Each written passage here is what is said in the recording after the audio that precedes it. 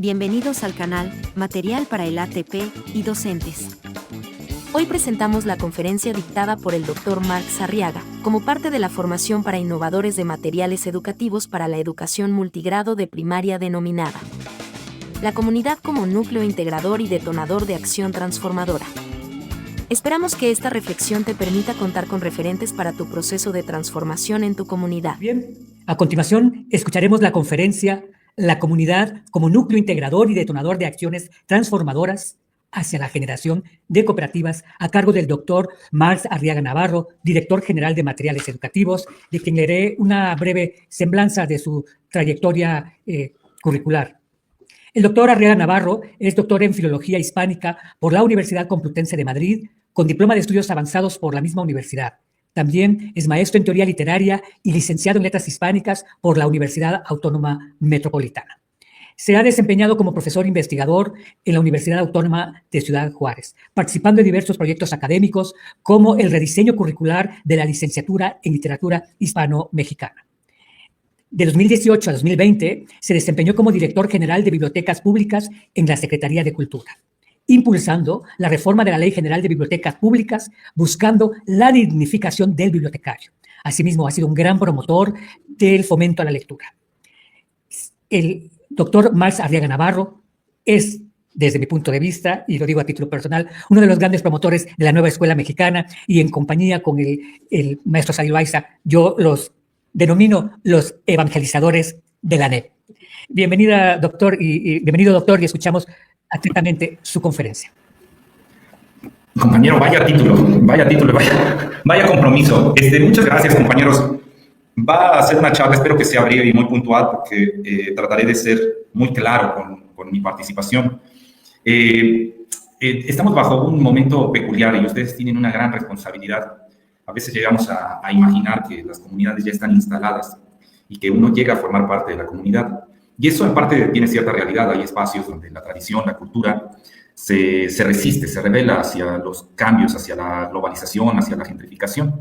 Y en esa rebeldía, en esa resistencia, uno se suma a esos territorios para apoyar en que las tradiciones, los saberes ancestrales, pues se mantengan y haya una convivencia democrática, diversa, en donde los saberes egocéntricos, los saberes de cada uno de nosotros, de las familias, de los mismos saberes que se van desarrollando desde lo individual, puedan convivir sin generar sometimientos, en donde todos puedan participar de manera democrática y desde la diversidad. Entonces, si bien eso a veces llega a suceder, son lugares excepcionales, lugares donde tienen unas raíces profundas de tradición. En la mayoría de los casos, las comunidades son espacios en disputas, son espacios frágiles, en donde el ciudadano o el que participa en la comunidad, pues no solo llega a formar parte de ella, sino llega a construir comunidad. Y esa es una palabra que voy a estar utilizando mucho, la necesidad de construcción de comunidad. De no entender que ya las cosas están instaladas o que la comunidad crece como si fuera un pasto, en donde solo es cuestión de esperar a que la comunidad nazca y entonces participar de ella. No, de hecho, todo lo contrario.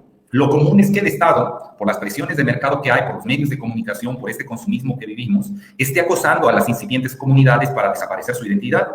Y entonces hay una destrucción de la comunidad. ¿Cómo? En particular con la desaparición de los territorios comunitarios.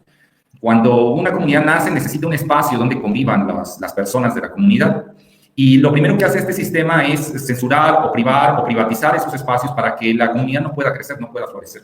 Pero bueno, iniciemos la charla. Les digo, la charla tendrá como meta la comunidad como núcleo integrador y detonador de acciones transformadoras hacia la generación de cooperativas. Y tiene como meta el que cuando estén reflexionando ustedes sobre los proyectos que se diseñen en los libros de texto, tengamos claro cómo se construye comunidad, cómo se generan esos puentes. Lo que hablaré en los siguientes minutos no es un recetario. No intento aquí fijar una línea de cómo se debe construir la comunidad del país, sino voy a colocar ciertos puntos de reflexión que espero que a ustedes les sirva para que desde sus espacios, desde sus territorios, desde sus cosmovisiones, desde sus culturas, desde sus saberes, vayan analizando lo difícil que es la construcción de comunidad y qué categorías, qué variables en particular hay en sus territorios que deben ser tomadas en cuenta. Bueno, iniciemos. La charla va a estar dividida en 3 etapas. La primera etapa lleva por título La difícil tarea de la lectura de la realidad. No podemos plantear conformar una comunidad si yo no soy capaz de contemplar mi territorio y hacer una lectura del mundo. Una lectura de la realidad que me dé cuenta de las características del territorio al cual me estoy integrando o la comunidad la cual estoy construyendo. Para esta lectura de la realidad yo voy a utilizar 6 categorías. la complejidad, la contradicción, las crisis, el cambio, el caos y los conflictos, todo con una visión territorializada, es decir, la complejidad del territorio. Cada una en estas categorías voy a poner un ejemplo, que este ejemplo tan solo va a ser una cuestión detonante, no lo vean que estoy haciendo la lectura completa desde mi visión del mundo, de lo que sucede en mi lectura de la realidad, no, solamente va a ser en cada una de estas categorías un elemento. Ni siquiera voy a plantear la jerarquización donde diga, bueno, sobre la complejidad de mi territorio yo observo 5 puntos principales donde radica esa complejidad y en una jerarquía voy a analizar el primero, no, para hacerlo didáctico solo voy a poner uno. Pero entiéndase que detrás de estas categorías habría que profundizar en cada uno de estos temas para analizar todas las cuestiones que en este caso en la complejidad afectan en mi territorio. Ahora, un punto importante. Para analizar la complejidad del hecho bueno, la complejidad, para analizar lo profundo que implica la lectura de la realidad. En esta lectura yo voy a partir de 3 momentos. Primero, el momento visible. ¿Qué implica lo visible? Todo aquello que tenga que ver con digamos que una dialéctica positiva, una dialéctica de la ilustración, una cuestión que se centra en un positivismo donde asumo que la realidad se filtra a través de mis sentidos, es decir, la veo, la huelo, la palpo, la gusto, la degusto. Entonces, ese nivel de lo visible me dará cuenta del mundo que tengo enfrente de mí y que me apropio de él a través de mis sentidos. Sin duda, en esa apropiación, pues hay ciertos privilegios y desventajas que tengo. Privilegios que pueden ser mi situación económica, mi situación cultural, privilegios físicos que me hacen ver desde un punto de vista la realidad que tengo frente y que estoy describiendo, porque estoy haciendo una lectura de la realidad. Pero a un lado, o de una manera contigua, alterna, veremos otros 2 elementos. No solo nos quedaremos con esa idea descriptiva, positivista, donde voy a fijar la realidad a través de un pensamiento único, una verdad única. No, me voy a plantear que detrás de esa verdad única hay otra verdad. Hay otra verdad que parte de las incongruencias de aquella verdad única, de aquel prejuicio con el cual estoy observando la realidad. Y que en ese prejuicio, en esa verdad única, hay como pequeñas fisuras, donde se asoman cosas que no están tan visibles, que han sido como escondidas, que un sistema político, un sistema cultural, una hegemonía ha ocultado, pero que se alcanzan a ver justamente en estos prejuicios, en estas certezas. Y que cuando yo lanzo la complejidad de mi territorio es tal cosa, atrás de esas palabras, en las grietas de esas palabras, hay elementos que hablan de una realidad no visible. No visible porque hay sectores que no quieren que se observe esa realidad. Les aterra que la gente pueda observarla porque implicaría un cambio de la apreciación del mundo, implicaría una indignación, implicaría una situación de confrontación o tal vez de rebeldía del sujeto al ver esa realidad que le fue ocultada. Pero después llegaremos a un nivel todavía inferior, que es lo invisible. En aquel no visible es porque hay un sector que no le interesa que se vea esa realidad. Pero también entendamos que nosotros no formamos de todos los niveles culturales, ni económicos, ni políticos, ni sociales, y que en cada uno de esos niveles se maneja un sociolecto distinto, por decir algo. Se maneja un código, se manejan símbolos, culturas distintas. Y que cuando son inmediatas a nosotros, pues hay cierto contacto que nos permite interpretar esas realidades con base en nuestros códigos o nuestros sociolectos. Pero cuando se aleja, porque el sector donde nace es muy distante por la brecha económica, o la brecha política, o la brecha cultural, acercarnos a esa lectura de la realidad pareciera que fue diseñada por un lenguaje distinto o bajo categorías distintas. Entonces vamos a ir transitando en esos 3 niveles, en el nivel de lo visible, lo no visible y lo invisible. Vayamos a la práctica. Vamos a nuestra primera categoría, cómo contemplar la realidad desde la complejidad del territorio. Y aquí, desde mi posición, desde mi lectura del mundo, como ciudadano texcocano del Estado de México, hombre de 44 años, maestro, hijo de obreros, hijo de madre maestra de preescolar, profesor universitario, maestro de preescolar, moreno, con una visión progresista tanto de la política como de la economía, por una búsqueda de unas igualdades y de cerrar las brechas de las injusticias sociales, bajo esas características que aquí podríamos hacer una introspección, un análisis introspectivo de las características que dan esencia a mi discurso. Desde ahí voy a compartir con ustedes, en este caso sobre la variable, la complejidad del territorio, cierta lectura de la realidad. Desde la cuestión de lo visible, bueno, y dirán, ¿y esto para qué me va a servir a mí? Porque cuando yo esté diseñando mi proyecto, necesito, primero, antes de todo, hacer una lectura del mundo. Leer cuáles son los conflictos que hay en mi territorio. Sin duda, esa lectura de los conflictos nace del reconocimiento de las consecuencias, es decir, veo el cambio climático, veo la violencia de género, veo la precariedad económica como consecuencias, lo que se vive en el día a día. Y de ahí empezaré a reflexionar, bueno, ¿cuáles son esas causas de esas consecuencias? Pero en el análisis de estas causas-consecuencias iré haciendo una lectura del mundo. Una lectura que no será sencilla porque primero partirá de lo visible, de lo que veo, de lo que siento, de lo que me apropio del mundo a través de mis sentidos. Pero si me quedo con ese hecho superficial, acabaré haciendo proyectos superficiales que solo atienden a las consecuencias que alcanzo a distinguir por los sentidos, pero que no logro acercarme a las causas, porque aquellas causas que generaron la violencia de género, o el cambio climático, o el nivel de corrupción, el nivel de violencia, han quedado cubiertas ya sea porque alguien las cubrió, alguien a propósito disfrazó la situación para que no pudiéramos verla y quedó en un nivel no visible, o fueron diseñadas bajo un lenguaje, un código, un espacio completamente distinto al mío, distante, que hace que no pueda interpretar la realidad y entenderla. Entonces será necesario para mí, en esa lectura de la realidad, no solo tomar conciencia de ella a través de los sentidos. ¿Por qué? Pues porque estoy mediado por una cultura, por un sistema económico que solo me va a presentar ciertos elementos frente a los ojos o a los oídos, y que si solo atiendo a aquello que fue presentado frente a mí, a lo más me quedaré con las consecuencias superficiales que observo en mi territorio y nunca voy a atender las causas. Y esto imagínense como cuando podan un árbol. Cuando no vas y atiendes a las causas es como cortar de esa mala hierba tan solo el follaje externo, las consecuencias visibles. Si tú no vas a la raíz, si no vas y analizas las causas que dieron pie al crecimiento de esa mala hierba, de esa planta que ha crecido, si tú no tomas en cuenta ese origen, esa raíz, por más que intentes tú tratar de contenerla, va a seguir creciendo, porque solo atiendes a lo superficial. Entonces, imaginemos que en esta lectura de la realidad necesitaremos generar una capacidad humana de interpretación, una capacidad humana de empatía para poder transitar de lo visible a lo invisible. Hagamos el ejercicio. Desde mi territorio, la complejidad del territorio, me bombardean constantemente los medios de comunicación, las políticas públicas, la cultura, y me dicen, la complejidad hoy del territorio texcocano enfrenta al maestro, en este caso estoy hablando desde mi lectura, desde mi gremio, hacia el mar de información en el que vivimos. Y entonces el maestro, como ven en la imagen, pareciera desde esto visible que pues tenemos que estar ahí, la crisis hoy actual es, pues ¿qué información voy a seleccionar? Pareciera que vivimos en un océano donde lo hay todo, donde está desde el conocimiento diseñado por los griegos, los latinos, o vamos más atrás con la cultura mesopotámica, los egipcios, o las comunidades de los pueblos que habían quedado marginados, ¿no? Los saberes mayas, los saberes mexicas, los saberes olmecas, los saberes teotihuacanos. Pareciera que estamos en un océano donde está desde ese pasado remoto hasta el conocimiento actual, hasta los últimos avances. Esa es la impresión que nos da. Y que el maestro hoy, el gran reto es un reto de sistematización. En ese mar de la información, ¿cuál información va a tomar? Porque todo está a su alcance. Eso es lo visible, así no lo venden. Así nos venden los medios de comunicación la complejidad del territorio. Pero al nivel no visible puedo hacer otra lectura en ese prejuicio de que todo lo está al alcance. Yo desde mi territorio, analizando, por ejemplo, los saberes que se generan, ya no hablaré de la comunidad nahuatleca texcocana, ni del imperio texcocano. O sea, no me voy a ir a cuestiones precolombinas porque van a decir, bueno, otra vez está utilizando la salida fácil de entender que los saberes ancestrales son mejores que los saberes actuales. No vayamos a esa salida que algunos llegan a tomar para enjuiciar y decir que nosotros estamos romantizando el saber ancestral al quererlo incluir y que los saberes eurocéntricos son los únicos que dan progreso. No, planteémonos desde el progreso, desde la actualidad. Cuando uno va y busca en este mar de la información, como ven en la imagen, y busca, bueno, de estos saberes que se han diseñado en la actualidad con un método científico, positivista, es decir, dentro de las metodologías eurocéntricas, ya no hablemos de los pueblos originarios y la manera de sus cosmovisiones, de sus lógicas, no, desde la construcción positivista eurocéntrica. ¿Qué pasa? ¿Aparece toda la información aparece en estos canales de comunicación? Pues no es así.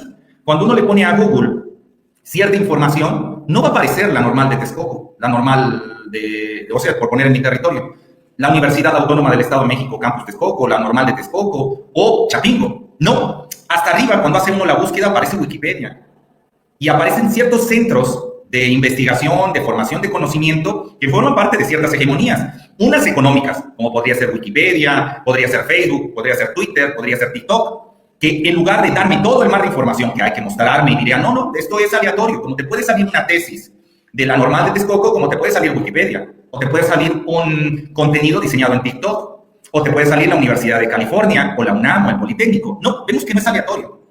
En este mar de la información hay mecanismos para que se seleccione cierta información por parte de poderes hegemónicos.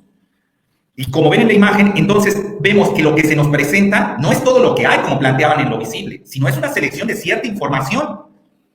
Y eso desde la cuestión no visible. Es decir, que hay ahí, como aparece, un canal, unos políticos, unos empresarios que les interesa colocar cierta información por quiero presentar algo, ya sea una visión de mundo, ya sea vendernos un producto, ya sea cooptarnos en ciertas redes sociales, pero ahí hay un interés, todavía no sé cuál, pero noto a nivel no visible que el prejuicio de que navegamos en un mar de la información es solo un prejuicio. Hay grietas en donde alcanzo a ver que no está todo, que esa información ha sido seleccionada, y entonces llego a lo no visible. Y uno se preguntaría, bueno, en este nivel no visible, porque sí puedo ver la fisura y puedo ver la manipulación, pero ¿por qué de la manipulación?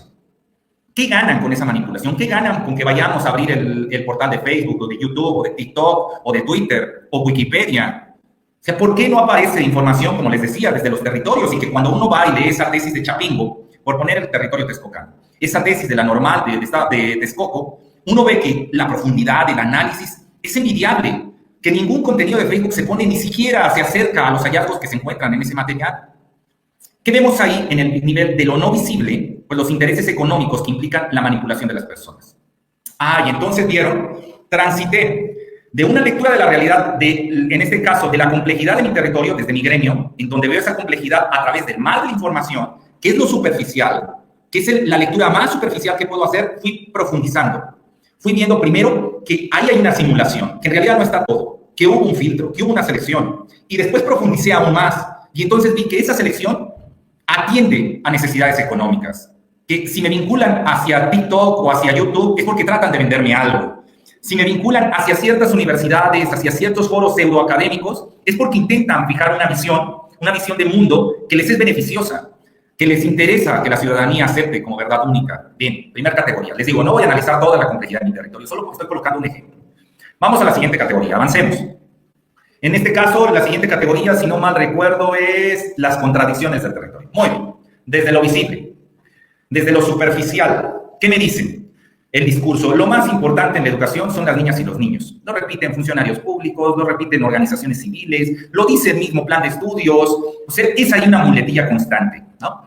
De que en lo visible pareciera, el discurso nos dice, la televisión nos dice que la educación ha sido diseñada para atender lo que tenemos más importante, el derecho universal a la educación que deben recibir las niñas, los niños y los adolescentes. Y pasan cosas raras en ese prejuicio. Porque, bueno, si son el centro de atención, cosa que a veces no pasa ni en las casas, porque en los hogares los tutores pues, tienen que atender a varios apremios, y a veces pues, el apremio es las infancias o el niño que está ahí, y en otros será pagar la renta, y en otros será, no sé, atender al adulto mayor que está enfermo, o al tío que tiene problemas económicos, dependiendo de la comunidad. Es decir, en aquellos hogares no siempre el infante es el centro. En muchas ocasiones lo es, pero en otras no. Y lo curioso es que mientras que el infante en la casa, en este prejuicio, ¿no? Si es verdad que las escuelas, que la educación ponen al centro a las niñeces y las infancias, entonces no quisieran irse de la escuela, ¿no? Bajo ese prejuicio, si todo está a su alcance, no quisieran irse a la escuela. Y están de la escuela y tan solo ir a dar una vuelta en una escuela pública y meterse a su baño. Y ver si es verdad que las infancias son tan importantes, ¿por qué los baños tan denigrantes que hay dentro de esos salones, de esas escuelas? ¿Por qué la precariedad en la construcción de las escuelas? ¿Por qué se le paga tan poco al maestro y se le carga de tanta responsabilidad administrativa? Entonces, no cuadra lo visible, no cuadra el discurso. Pareciera que en las fisuras hay algo que se oculta. Ahora, en lo no visible, en lo que se oculta, en lo que alguien ocultó, ¿qué alcanzo a ver entre esas grietas? Pues que en realidad nunca se toman en cuenta las voces de las niñas y los niños y los adolescentes. O sea, se dice en el discurso, pero cuando uno ve los libros de texto, uno ve el plan de estudios, uno ve las condiciones de la infraestructura y uno dice, bueno, ¿y este salón por qué se pintó así? ¿Por qué se colocaron los pupitres de esta manera? ¿Por qué las condiciones de los baños? ¿Por qué los espacios tan reducidos para el deporte? O sea, ¿por qué? Si se supone que son lo más importante. Y entonces vemos en lo no visible es que al utilizar el discurso de que lo más importante son las niñeces y las juventudes, entonces desde el sentido común, algunas personas pueden mover agendas para decir, al yo poner al frente a los niños, eso me legitima para tomar otras decisiones. Porque yo lo que estoy haciendo es por el bien de las niñas y los niños y los adolescentes. Oiga, pero no los he escuchado, no importa, porque yo lo hago por ellos. Entonces, ahí vemos cómo el discurso sirve para manipular. Ahora sigo, desde el plano superficial, estoy profundizando. Compañero, un tantito tan solo para leer la oración, porque esta no me la sé de memoria. He ido profundizando de lo visible a lo no visible y ahora voy a lo invisible. ¿Y en lo invisible qué coloqué? Pues se usa como pretexto a las niñas y los niños para legitimar negocios en la educación mexicana que solo buscan saciar las ansias de lucro de los empresarios de la educación. ¿Qué intento decir con ello? Lo vemos en la imagen. Es decir, cuando alguien dice, no, lo más importante es que todos los niños tengan acceso a los medios de comunicación, porque aquí lo hay todo, que ya vimos en la complejidad del territorio, que en esa lectura de la realidad en el plano de lo invisible también hay una manipulación económica. Pero en este prejuicio de que lo más importante son las niñas y los niños, cuando alguien dice, hay que darles tabletas, hay que darles teléfonos, hay que darles internet para que ahí puedan consultarlo todo, uno se pregunta, en eso que suena de sentido común y de derecho humano que tuvieran ellos acceso a todo esto, ¿qué hay atrás? Pues, ¿quién va a vender esto? ¿En cuánto lo va a vender? ¿Cuál va a ser la ganancia que va a recibir sobre ese programa? Les digo, se utiliza como pretexto a las niñas y los niños para legitimar esos negocios, y no solo negocios. A veces no es que se lucre directamente y acabe en la cartera de alguien, pero díganme, si no, en esta lectura de la realidad, ¿cuántos políticos han tomado lo más importante? Teníamos ahí a Aurelio Nuño, el sexenio en el periodo Peña Nieto, que decía, lo más importante son las niñas y los niños y los adolescentes, y bajo ese motivo, bajo esa premisa, bajo ese prejuicio, él se cargaba de legitimidad para ir en contra del magisterio y decir, como lo primero son los niños y necesitamos más recursos,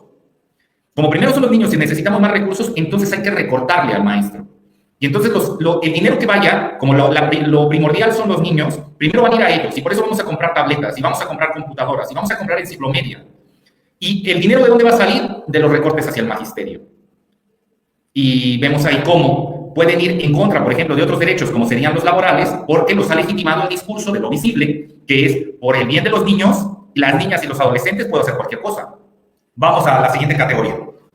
La crisis de los territorios. Otra vez, estoy hablando desde mi realidad. ¿Qué es lo que trato de decirles? Cuando ustedes estén planteando los proyectos, cuando estén creando su comunidad, no van a poder generar los vínculos comunitarios o plantear desde los proyectos que se planteen la generación de cooperativas si no hay un planteamiento de lectura de la realidad de los territorios real, donde transitemos de las consecuencias a las causas, donde podamos ver la parte superficial de los conflictos para aterrizar y profundizar en lo invisible de las causas que generaron esas consecuencias.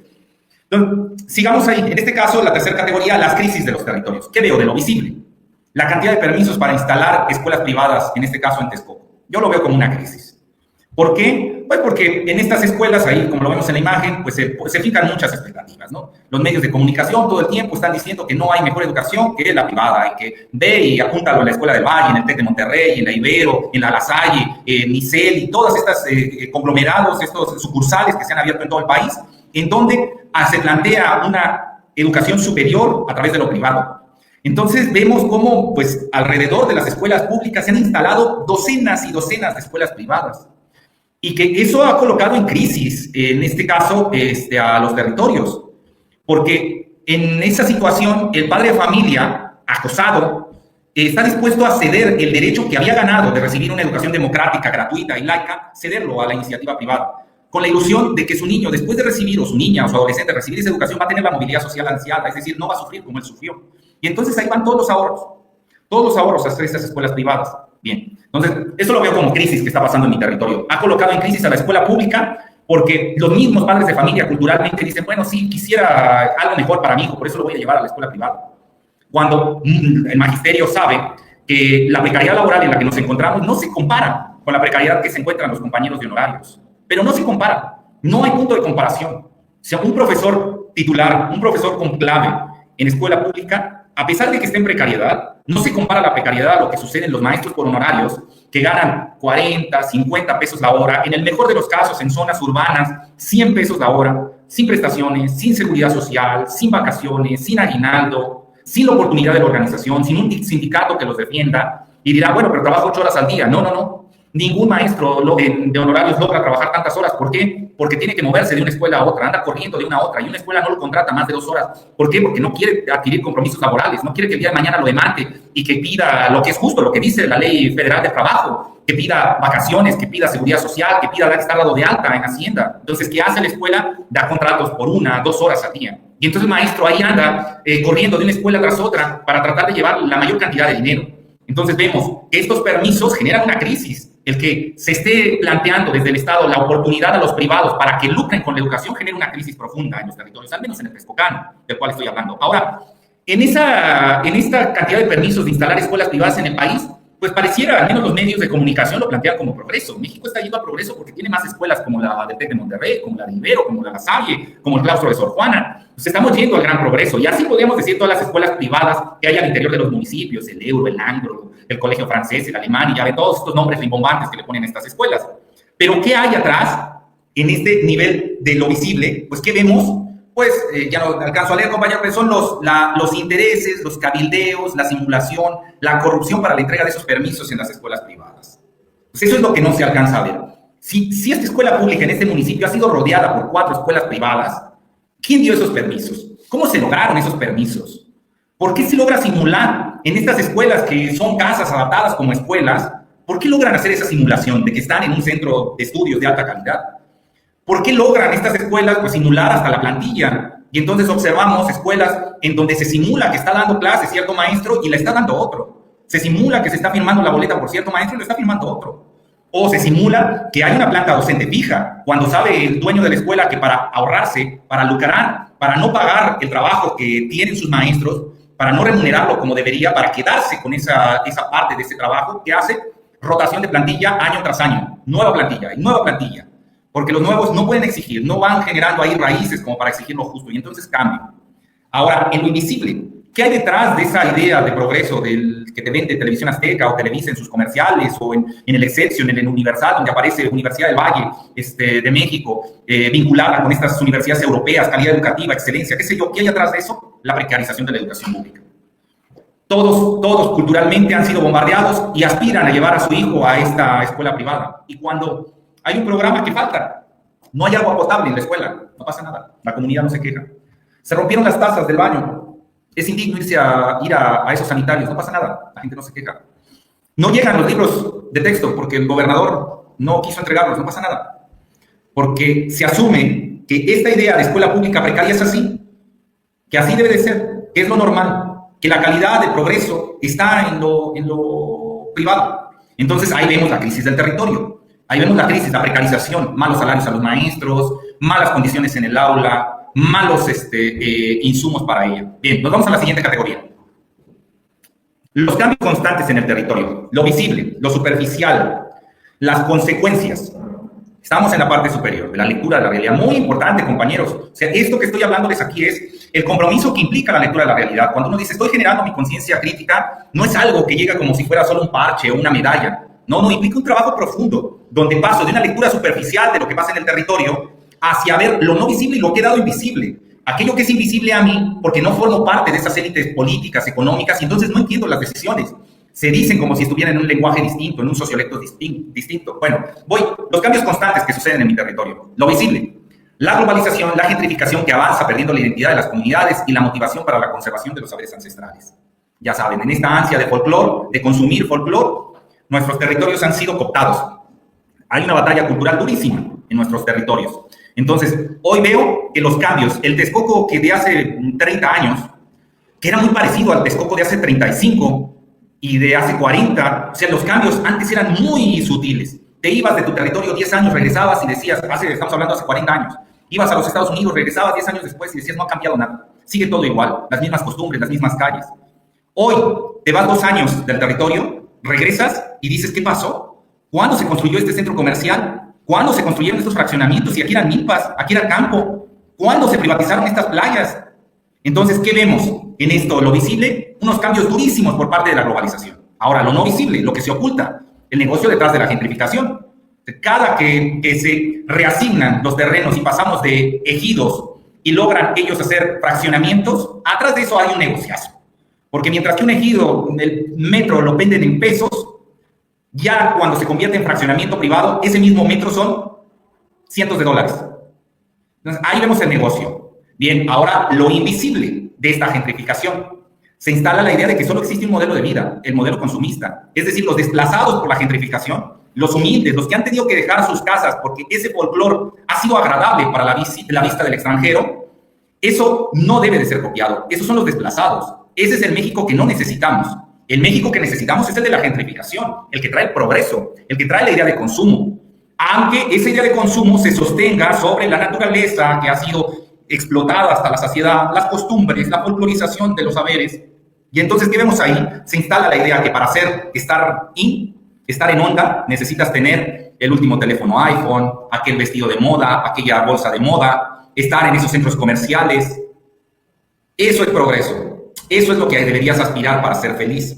Mientras que las otras cosmovisiones que estaban en esos territorios antes deben desaparecer, porque eso es atraso.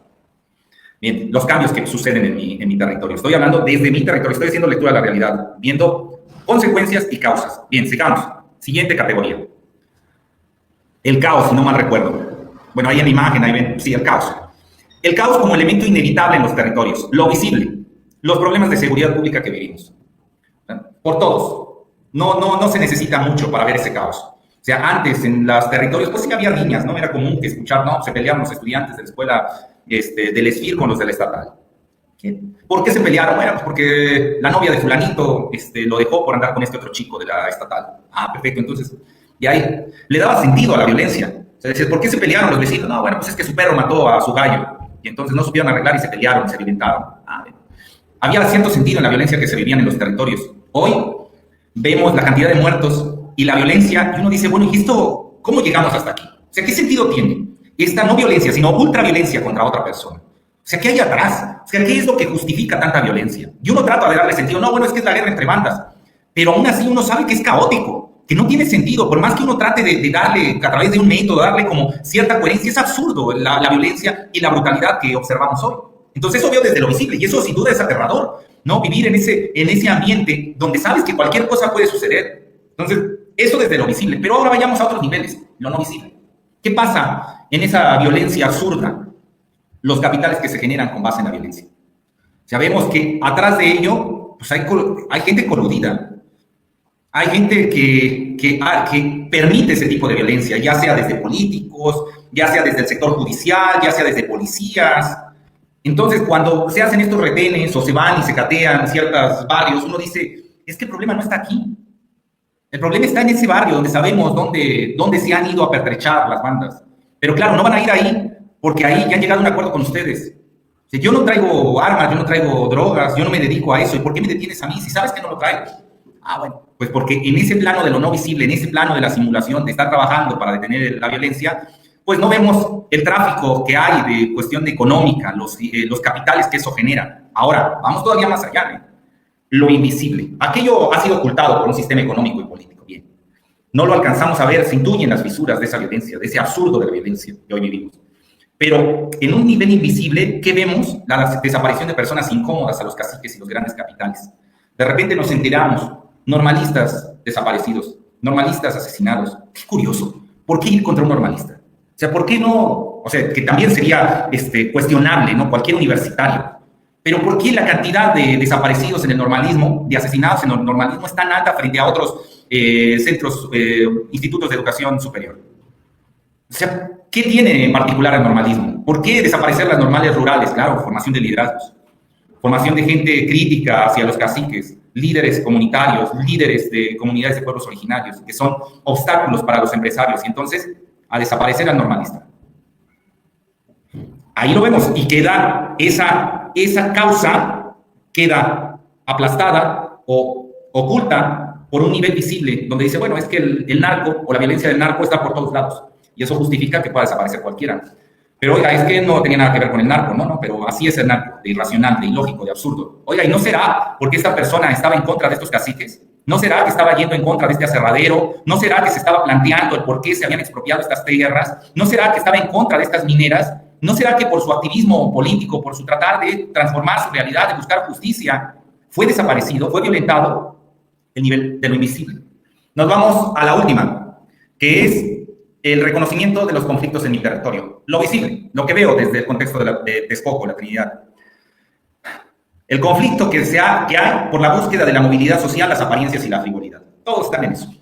Y genera muchísimos conflictos, porque este ambiente de consumo legitima el que con tal de tener ese nuevo teléfono, esos zapatos, esa bolsa, esa camioneta, ese producto de marca, con tal de hacer eso, se vale todo. Se vale permitir que se acabe el agua, que se explote la tierra, que se exploten las gentes, porque todos están en esa ansia. Yo quiero verme más, y para hacer más necesito mostrar que tengo más, porque aquel que es más es el que tiene más, el que puede consumir más. Eso es desde lo visible. Prendan la televisión y ahí está la visión de progreso, de felicidad, de éxito. Ahí está planteada en esos comerciales. Ahora, ¿qué hay en lo no visible? La baja autoestima de las personas, en esas fisuras. Ahí cuando dice, y la Cheyenne, pa, en esos comerciales, en donde al parecer cuando tengas esa camioneta, ese coche, vas a ser feliz. ¿Qué pasa? Pues no, la felicidad no la dan las cosas. Tienes el iPhone y y no eres feliz. Tienes la camioneta y no eres feliz. Y tienes ese viaje a Las Vegas y no eres feliz. Y ya lo tienes una vez y tal vez sentiste cierto agrado, cierto placer en unos instantes y lo vuelves a repetir y quieres otra camioneta y otro coche. Y consumes y te das cuenta que nada de eso te trae la felicidad, pero sigues en esa fantasía. Eso es lo que los logra. Aquel sector privilegiado que logra entrar en ese sistema de consumo así, con esa voracidad. Pero ¿y el que no? El que solo lo ve en los aparadores, en los medios de comunicación, y que solo lo añora y que cree que nunca lo va a tener. Nunca va a tener esa camioneta, nunca va a tener esa casa, nunca va a tener ese viaje, nunca va a tener ese color de piel, nunca va a formar parte de esos grupos. Y entonces el autoestima se viene abajo, porque dice, yo no soy feliz porque no tuve esto, no logré esto. Y entonces en esta cuestión de los conflictos que hay en mi territorio, veo como el autoestima de las personas que no le alcanzan, fatal. Y luego, en lo invisible, este sistema de consumo que genera la neoesclavitud. Antes necesitábamos que el patrón, el cacique, a mi abuelo, que era campesino en el Estado de México, en San José del Rincón, pues el cacique tenía su tienda de raya, y entonces le decía, a ver, este es el interés, me debes tanto, y tienes que trabajar mis tierras para pagármelas, ¿no? Y entonces mi abuelo se resistía, pero tenía deudas, tenía hijos, se había empeñado en aquella tienda de raya, entonces él estaba obligado a ir a trabajarle las tierras al cacique, pero se resistía porque sabía que era un abuso, y veía ahí al cacique montado a caballo, él comiendo todos los días carne, y él se resistía, sentía rencor por los abusos que estaba recibiendo, porque sabía que era una exageración cómo le vendía todos esos productos en esa tienda de raya, que era una injusticia. Pero hoy ya no necesitamos caciques. Hoy, con tal de tener el sueño de un iPhone, estamos dispuestos a no dar 8 horas al día de trabajo, dar 12, 13, 14. Estamos dispuestos a quedarnos sin vacaciones, a tener doble y triple empleo. Estamos dispuestos a aceptar empleos mal pagados. ¿A qué? A una neoesclavitud en donde nos esforzamos de más sin la necesidad de que seamos obligados a trabajar más de lo acordado. Estamos en eso, justamente en estos conflictos que veo en mi territorio. Lo veo todos los días salgo, 5 de la mañana de Texcoco, y veo la cantidad de texcocanos, de gente del Estado de México, que iniciamos la migración hacia Ciudad de México, agotadísimos, el llamado burnout. Todavía no inicia nuestra jornada laboral y ya vamos cansados en el metro. Llegamos, nos dan las 5, 6, 7 de la noche y viene el regreso, 2 horas más, muertos, una paliza. Y llega el fin de semana y tratar de tener un trabajillo ahí extra para poder llevar unos pesos más a casa. Entonces, los conflictos que se generan en autoestima, desde mi lectura de la realidad. Les digo, solo estoy colocando un elemento en cada una de estas categorías a manera didáctica. Ni siquiera me he centrado en cuestiones académicas para decir, está hablando de primaria o está hablando de secundaria. No, estoy viendo conflictos, estoy viendo causas y consecuencias que pueden funcionar en varias fases para que podamos ver que en esta lectura de la realidad es una lectura compleja, donde esto no solo afecta a mi persona, sino que afecta a diferentes niveles. Pero bueno, continúo. Bien, pasó la primera etapa. Ya hicimos lectura de la realidad, digamos. Ya vimos que esta realidad la tenemos que abordar al menos en estos 3 elementos. Lo visible, lo no visible y lo invisible. ¿Y ahora qué sigue? Adelante, compañeros. Bueno, pues ahora, a ver el futuro. Vamos a ahora analizar del imposible viable al sueño del porvenir. Nos vamos a la siguiente ficha. ¿Qué va a pasar aquí? Primero, entender que el futuro primero se construye en la mente. Primero se sueña. Y después ese sueño se empieza a hacer realidad en la medida en que se socializa. Entonces, un futuro que transita primero de la imaginación, de la idea, y que después se organiza la comunidad para construirlo, para hacerlo realidad. Pero ese futuro puede, al menos, no estoy haciendo aquí juicios categóricos, o sea, no estoy tratando de generar un recetario, solo voy a colocar 3 momentos. El futuro probable, el inédito viable y el sueño del porvenir. El futuro probable será cuando yo no hago nada. Yo no hago algo, digamos, para decirlo bien. Cuando yo no hago algo, yo dejo que el mundo gire, que lo cotidiano se plantee como desde lo cotidiano.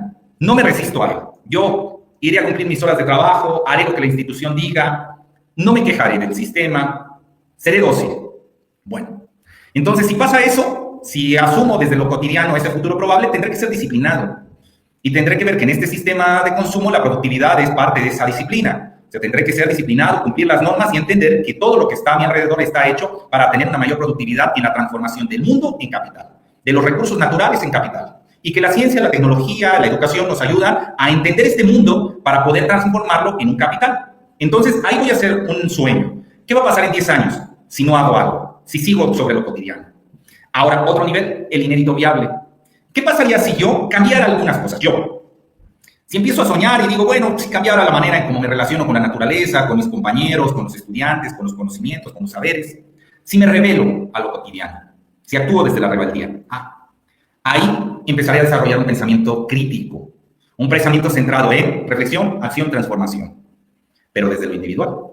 Ahora, si sueño el porvenir, O sea, si ese futuro, en lugar de ser personal, individual, es un futuro colectivo, en donde hay una disidencia organizada, un grupo organizado que lucha en contra de poderes establecidos. Esa es la definición de insurgencia. Hay un movimiento organizado que se revela, que actúa en contra de los poderes establecidos. Y que ese movimiento organizado justo necesita organización. Y que haya pensamiento crítico no solo será suficiente, no solo será el único, sino necesitará un pensamiento dialógico para organizarse, para poder entender las acciones que quiere hacer el otro, el diverso a mí, y poder empatar agendas. Bueno, ya, vamos a los ejemplos, rápido, para irnos a la tercera y terminar. Vamos al futuro probable. Ya no puse texto. ¿Qué pasa si yo no hago algo en mi territorio? Si esto sigue así, yo en los últimos 20 años en Texcoco he visto la instalación de al menos unas 30 escuelas privadas. En cambio, la apertura de escuelas públicas, yo no he visto ninguna en Texcoco. Me podrán decir por ahí, bueno, pues, últimamente, en el territorio texcocano, sí, más para allá abrieron una universidad, Benito Juárez, el sexenio anterior, pero en el sexenio texcocano, bueno, en el sexenio anterior en Texcoco, yo no he visto una instalación de escuela pública. En cambio, privadas, al menos 30. ¿Qué creo que va a pasar en mi territorio si sigue así? Va a desaparecer lo público. Tarde o temprano van a acabar con las escuelas públicas y solo quedarán las escuelas privadas. Y que hoy lo que les platicaba de la precariedad laboral que viven los compañeros de honorarios va a ser la norma. Que ninguno va a tener contrato, ninguno va a tener seguridad social, ningún maestro, porque va a desaparecer lo público. Y entonces nadie va a tener vacaciones no pagadas. O sea, pues sí, te van a mandar a tu casa porque los estudiantes se irán de vacaciones que por cierto cobran las colegiaturas, pero donde los maestros, como no damos clase, porque se nos paga por hora frente a grupo, pues no cobras, no tendrás aguinaldo, no tendrás prestaciones mínimas, porque el empresario hará lo que sea. En esa cuestión de lo cotidiano es lo que veo. Hará lo que sea para evitar sus compromisos laborales. Y dice, bueno, ¿cuántas horas son las máximas que puede tener una persona sin adquirir compromisos laborales con ella? 2 al día. Perfecto, no le des más de 2. Entonces veremos eso. Estudiantes que no todos van a la escuela privada, van aquellos que pueden pagársela. No es democrática, no es popular. Responde a un negocio y responde a aquellos que son capaces de consumir ese producto. Entonces irán aquellos privilegiados y los maestros se encontrarán en la precariedad, trabajando por las migajas que quiera dar aquel empresario por esos salarios. Y veremos eso. Ahora, nos vamos a la siguiente, la disciplina y la productividad que vemos en este futuro probable. Puse aquí la imagen de lo que pasa en la maquila, las famosas 3 Fs de la calidad educativa. De la calidad, recuerden que cuando hablamos de éxito, calidad, productividad, proceso, transformación de productos, insumos, todo ese lenguaje es un lenguaje gerencial. Ese lenguaje se diseñó para la maquila, para la empresa. Es un lenguaje empresarial que se utiliza para hacer más productivo el proceso, simplificándolo, diciendo, entra un insumo, sale un producto en esta línea de producción. Así. Si se siguen estas etapas, se garantiza la calidad del producto de este insumo que entró y este producto que salió. Conceptos como eficacia, eficiencia y efectividad, las 3 Fs de la calidad educativa. Y entonces ahí vemos al maestro centrado en esa eficacia, efectividad y eficiencia, y la carga administrativa para demostrarlo.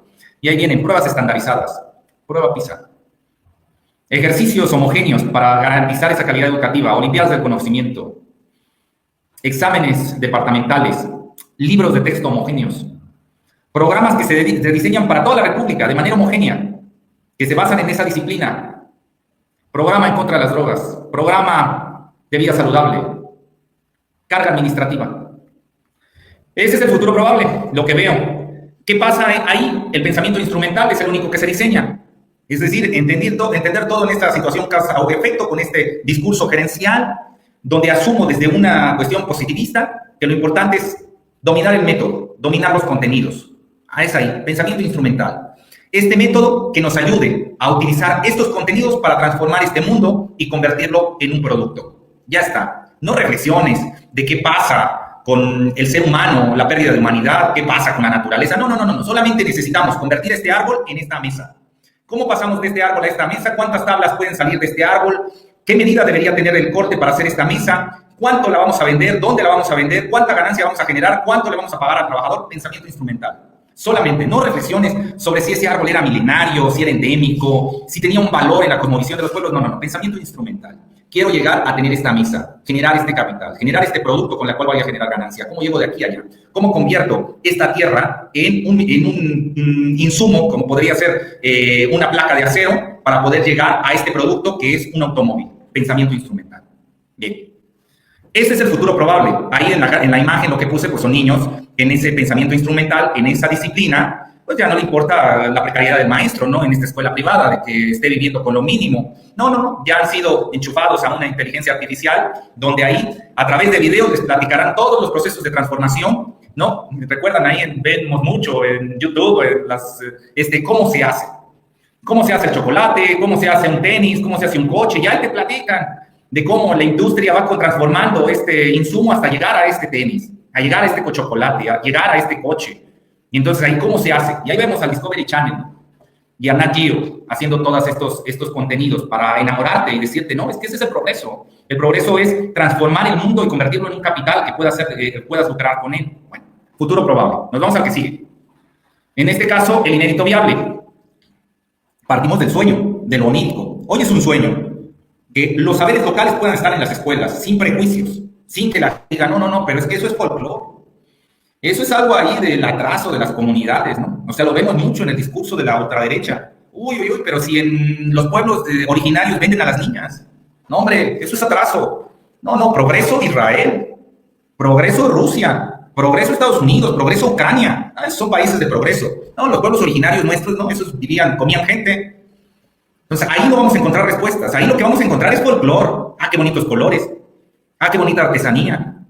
Mira, lo puedo colgar en mi mesa, lo puedo colocar en mis muros. Pero idea de progreso, ¿no? Entonces, en el sueño, en lo onírico, pues qué bonitas serían unas escuelas donde los saberes locales pudieran convivir en los saberes eurocéntricos. Y entonces no solo hubieran unos cuantos niños, sino que democráticamente, no solo aquellos privilegiados que tienen dinero para darse una educación, sino todos. Y que las instalaciones fueran buenas. Aquí estamos, ahorita estoy transmitiendo desde Cuetzala. ¿Qué les gusta? Estaremos a 38 grados, 40 grados, sin aire acondicionado, sin un ventilador, a las 2 de la tarde. ¿Qué hora es? 3:50 de la tarde, ya voy a terminar. Entonces, ojalá en el sueño, hoy esto es inédito, no lo hemos visto, es inédito, pero puede ser viable. Si se cambiaran un poquito las cosas, si las personas desde lo individual, si el político permitiera esto a través de los planes y programas, si el político, el funcionario público permitiera que en lugar de comprar computadoras se mejoraran las condiciones de los baños. O sea, es inédito, pero puede ser viable. Ahora, para lograr a ese sueño necesitamos revelarnos y decir sobre lo cotidiano. No, ya no me mandes más tonterías, ¿no? Que tan solo sirven para denigrar a las personas, como podría ser una báscula. ¿Qué quieres que haga con una báscula? Que pese a la gente, y entonces ¿qué hago? Competencias de a ver quién está más gordo, más flaco, y que se denigre a las personas y los ponemos ahí a que hagan bullying entre ellos. ¿Ese es el plan? ¿Qué quieres? Que mandarme más tabletas que al año van a quedar obsoletas porque son tabletas chinas que vendieron en sobreprecio. ¿No crees más justo que tengamos agua potable en los baños?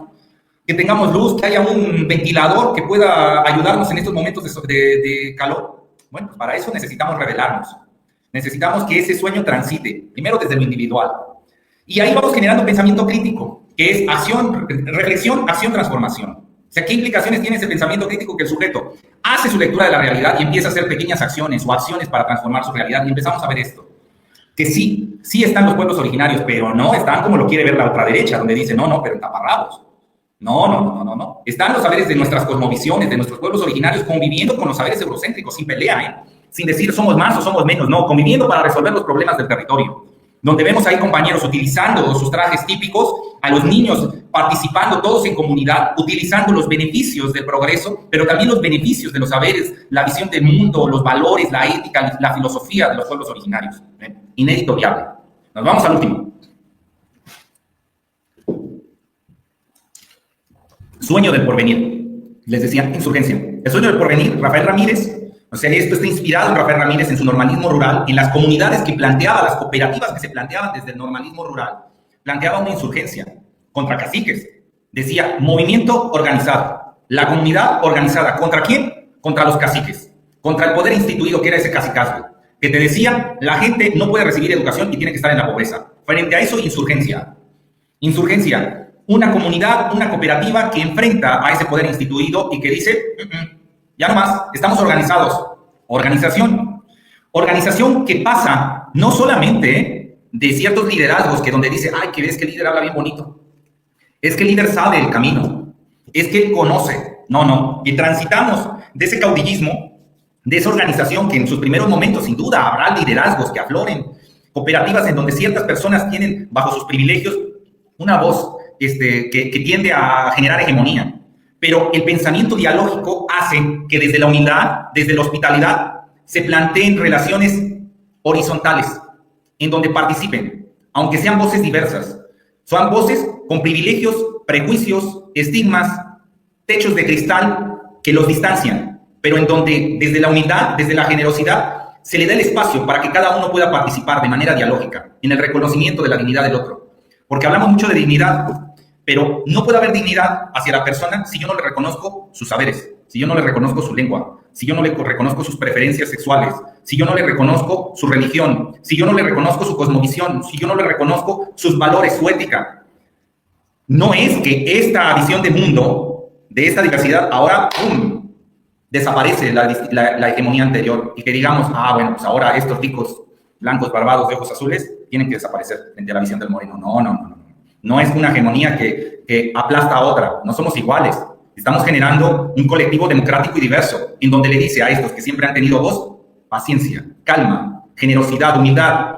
Y entonces estos que habían quedado siempre desplazados y que estaban abajo, logran un equilibrio y se les dan las condiciones para que no acaben silenciados. Se dan las condiciones para que puedan hablar desde su cultura, no imitando la cultura de aquellos, no imitando las voces de los que antes oprimían, del amo, para que el amo esté contento. No, desde su cultura, desde su reconocimiento del mundo, aflora esta voz nueva, esta voz primigenia, y se coloca a la par de aquellas que siempre habían hablado, y entonces construyen entre ambas.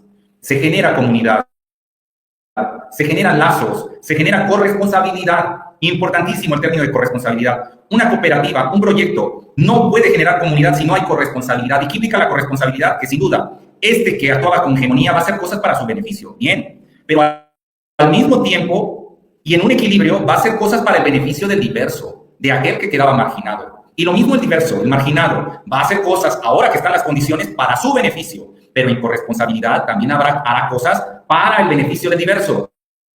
Y entonces se planteará desde una cuestión filosófica, en esta corrupción del ser, pues estos equilibrios se rompen de un momento a otro, pero el sujeto en este pensamiento dialógico siempre estará poniendo atención de que este equilibrio, aunque sea frágil, se mantenga, y cuando se cargue la balanza hacia un lado, generar mecanismos para volver a nivelarla. El equilibrio aristotélico. Y entonces ahí ese pensamiento dialógico te tomará más en cuenta al otro, al diverso, a la voz ajena que a la propia, porque sabe que en ese reconocimiento de la voz ajena, del diverso, está la clave de una democracia y una diversidad. Cierro, compañeros. Nos vamos a la última etapa. Esta será rápida. Las agendas para la construcción social del sueño del porvenir. No me voy a centrar en las primeras dos, en el futuro probable ni en el inédito viable. Me voy directamente al sueño del porvenir, porque es el que me interesa, la generación de cooperativas. Para generar cooperativas necesito analizar desde la economía, la política, la cultura y la pedagogía cómo está mi territorio. Por eso voy a hacer agendas. Pero para hacer esas agendas debo entender que hay certezas estructurales y tendencias. Las certezas estructurales no las voy a poder modificar. Eso va a estar ahí porque vivimos en ese sistema y no se puede modificar, pero hay tendencias. Esas tendencias se pueden modificar. Algunas serán difíciles porque son históricas. Siempre ha pasado, al menos en las últimas décadas. Otras son dominantes, tienen que ver con los que ejercen el poder y que siguen estando ahí, entonces también serán difíciles de mover esas. Así que probablemente ellas dos, las tendencias históricas y dominantes, serán los obstáculos que tengo que librar. Pero hay tendencias emergentes, cosas que surgen de repente. Es ahí donde voy a poner atención, en las tendencias emergentes para hacer mi agenda. Bien. Certezas estructurales, vamos a agenda económica. Vuelvo al tema, no puse todas, solo puse un elemento. Pero aquí, ustedes en esa lectura de la realidad deben de continuar, ¿no? Certeza estructural, que tiene que ver con lo que hice de lectura de la realidad. ¿Qué certeza de la primera etapa que vi? Certeza estructural, precariedad laboral. Eso va a seguir pasando en mi gremio, en mi lectura de la realidad. El maestro siempre, o sea, va a continuar en precariedad. No se le va a pagar tiempo extra, va a tener una carga administrativa exagerada, no va a tener vacaciones dignas, no va a tener movilidad social, eso va a pasar. Ahora, las tendencias, esa es una certeza, eso no se va a mover. Tendencias, la histórica, pues el magisterio de educación básica ha sido combativo, históricamente, bien. Pero la tendencia dominante en este sentido será que, a pesar de que es combativo, los que tienen el poder, pues es una oposición intransigente. Me dice, me da igual que hayas estado en todas las revoluciones del siglo XX, me da igual, vas a estar en precariedad. Oiga, pero es que nosotros hemos participado más que Pemex o CFE, que también son trabajadores del Estado, porque ellos tienen más ingresos que nosotros, me da igual. Es una oposición intransigente. No tiene sentido plantearse de por qué hace las cosas. Los hace porque es negocio. Y ahí, hasta ahí, dejémoslo. Pero ¿cuál es la tendencia emergente? La nueva escuela mexicana. Los apoyos que se están dando a los estudiantes. Esto que han llamado apoyos del bienestar, que lo puse así en general. Ahí entra también la nueva escuela mexicana. Ese es algo emergente. No está llegando a todos. no se ha instalado como a la eternidad, es algo emergente. Podría cambiar de un momento a otro. Ahí tenemos Argentina de Milei. Pero bueno, desde ahí, desde esa emergencia, se está generando una incipiente transformación. Pues ahí en mi agenda económica, de lo que hice de lectura de la realidad desde lo económico, desde ahí planteo la posibilidad del cambio. Tendencia emergente. Nos vamos a la agenda política. No, agenda cultural. Certeza, bueno, dejemos cualquiera de las dos. Agenda política. La institución neoliberal educativa no fue diseñada para beneficiar a la población en general, sino a los empresarios. Esa es la certeza estructural. Aquel que diga que la SEP está para mejorar la educación del pueblo, se está engañando. Se está engañando. Para eso no se diseñó la SEP. La SEP se diseñó para beneficiar a los sectores privados y la capitalización que hacen de la educación. Para eso se diseñó. Y para eso es excelente, la mejor institución. O sea, los procesos de privatización en estos 30 años demuestran cómo la SEP tiene todos los mecanismos para avanzar en los procesos de privatización. ¿Vale? Esa es una certeza estructural, para eso se diseñó. Aquel que piense que la SEP está para llevar la educación al pueblo, se está equivocando. La SEP está para que estos sectores que han lucrado con la educación sigan lucrando, tengan las plataformas para lucrar de mejor manera. Y ahí viene la nueva política educativa, el nuevo boom, la nueva varita mágica, habilidades, competencias, lo que sea, con tal de que el mecanismo gire y que la máquina siga dando ganancias. Tendencias, históricamente la cooptación de la burocracia por parte de los empresarios de la educación. La Universidad del Valle no les dan los permisos así de buenas a primeras. Empresarios de la educación que venden cualquier cosa, cualquier insumo, desde no sé, alimentos dentro de las escuelas, libros, material educativo, lo que sea, que necesitan cooptar a los burócratas. Ir y convencerlos y decirles, tienes que darme a mí la oportunidad de avanzar, déjame vender esto.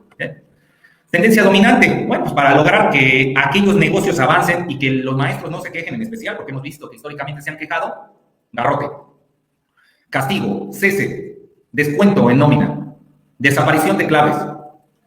Tendencia dominante, los abusos del poder de la burocracia federal y estatal para que el magisterio acepte las nuevas condiciones empresariales.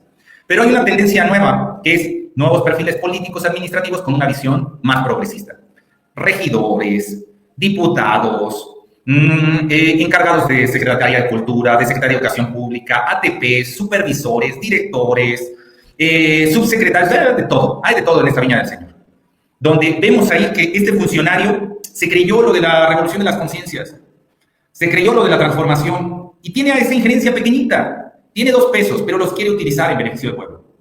Y entonces esos nuevos perfiles administrativos, con una visión más progresista, que en lugar de darle esos 2 pesos al empresario, dice, se los doy al pueblo. Bueno, pues ahí está, en la agenda política, en esa tendencia emergente es donde debo poner yo atención. En mi proyecto es donde yo voy a torar las tuercas, donde voy a decir, cuando estén haciendo este proyecto, vayan y busquen a regidores con este perfil, vayan y busquen a ATPs directivos con este perfil, no se conformen con estos otros. Estos son los que son un obstáculo. Estos pueden ser el trampolín o la palanca que sirva para la transformación. Agenda cultural. Ya casi termino. Anterior, compañero. Muy bien, agenda cultural. Certeza estructural, la visión denigrante del magisterio en educación básica. Aquel que crea que van a dejar de decirnos pobresores por decirnos profesores se engaña. La cultura va a seguir atacando, nos vamos a ver los medios de comunicación donde nos digan que el maestro de educación básica está mal calificado. No tienen las herramientas para estar frente al grupo. Bueno, esa es una certeza estructural. La tendencia histórica, pues que en la calle se reconoce socialmente al maestro en insurgencia, es decir, en básica, que están organizados y que se movilizan. Eso lo sabemos todos, se sabe en la calle, que cuando tocan al magisterio, el magisterio se queja y genera movilizaciones. Pero, ¿cuál es la tendencia dominante? Que a pesar de esa insurgencia, hay una apatía social. Y dice, bueno, sí, pero el maestro se merece esa precariedad. No voy a hacer nada por mejorar esa precariedad. Pero, ¿qué pasa? Una tendencia emergente, el surgimiento de un nuevo sujeto magisterial, que lo vemos hoy en las calles. Hace unos años le preguntabas a los maestros, oiga, profe, ¿cuánto le pagan? No, pues tanto. ¿Y qué va a hacer? ¿Y si nos organizamos? ¿Y si pedimos más? ¿Y si vamos esto? ¿Y si formamos un sindicato? Y decían los profes, no, profe, yo no me quiero meter en problemas. O sea, sí, nos paga poco esta escuela privada, pero yo necesito el trabajo. No, ya sabe que no cuente conmigo, O sea, sí lo apoyo moralmente, pero no ponga mi nombre en esa lista, yo no me quiero meter en problemas. Hoy, ¿qué vemos? Hoy vemos maestros jóvenes y maestros mayores que después de haber escuchado el sexenio anterior a nuestro anterior presidente y ahora escuchar a nuestra presidenta Claudia Sheinbaum, dicen, bueno, ¿y por qué no la transformación? O sea, no lo merecemos. O sea, ¿por qué no luchar por un cambio? ¿Por qué estar esperando aquí a que nos den migajas? ¿Por qué no nos organizamos? ¿Por qué no nos movilizamos? ¿Por qué no nos indignamos y entonces surge ese nuevo sujeto magisterial, fruto de la nueva escuela mexicana, de la autonomía profesional, de la revolución de las conciencias, del pensamiento crítico, del pensamiento dialógico? Bien, termino. Agenda pedagógica, certeza estructural. La que sigue, compañero. Muy bien. Certeza estructural, predominio del pensamiento instrumental y de asumir al docente como técnico educativo que opera una currícula de forma mecánica. Aquel que piense que la educación ya cambió y que ahora la información y la metodología, los métodos, están al servicio del pueblo, todavía se está equivocando. La información, la ciencia, la tecnología, los métodos están al servicio de la generación del capital. O sea, todavía estamos en ese modelo de pensamiento instrumental donde aprendemos cosas para transformar el mundo en beneficio económico. Queremos convertir esta tierra en este producto, este mar en este producto, este árbol en este producto, este aire en este producto, esta persona, este animal, este ser viviente en este producto. Y entonces ahí empieza la maquinaria a rodar. Ahí empiezan los contenidos, los conocimientos a girar para lograr esta transformación, para lograr que en esta transformación del mundo se generen capitales, se generen ganancias. Eso va a seguir. Y también va a seguir como certeza estructural de que el maestro solo es un operador de una currícula, en básica. Que el maestro no sabe, que un normalista no es lo mismo que un licenciado de un instituto de educación superior, como podría ser la UNAM. No hay distancias. Un normalista solo puede servir como técnico para operar una currícula. No podría ir desde la autonomía a hacer una cátedra, ¿no? Como creen. Y todavía más allá de una cátedra, una cooperativa, una asamblea, una comunidad democrática y diversa donde participen en la construcción de conocimientos, eso menos. Bueno, ahora tendencias. Histórica. Históricamente hemos visto una educación segmentada según las clases sociales de la población. Y este ejercicio es prueba de ello. No es lo mismo una escuela de tiempo completo, con la plantilla completa en zona urbana, que una escuela en la modalidad multigrado bidocente. No es lo mismo. Entonces, dependiendo la clase social de la población, va a haber una educación segmentada. Eso es histórico, no es lo mismo. Ahora, la tendencia dominante, pues hemos visto, al menos en los últimos 30 años, que lo dominante es que el producto de los salones se convierta en buenos obreros. La formación de capital humano según los intereses de los empresarios. Los contenidos que vienen aquí, ¿qué dice el empresario? ¿Qué necesito del trabajador? ¿Que sea crítico? No. ¿Que esté cuestionando por qué se está transformando la naturaleza en estos productos? No. ¿Que esté cuestionando sobre la esclavitud, sobre lo denigrante que es el trabajo? No.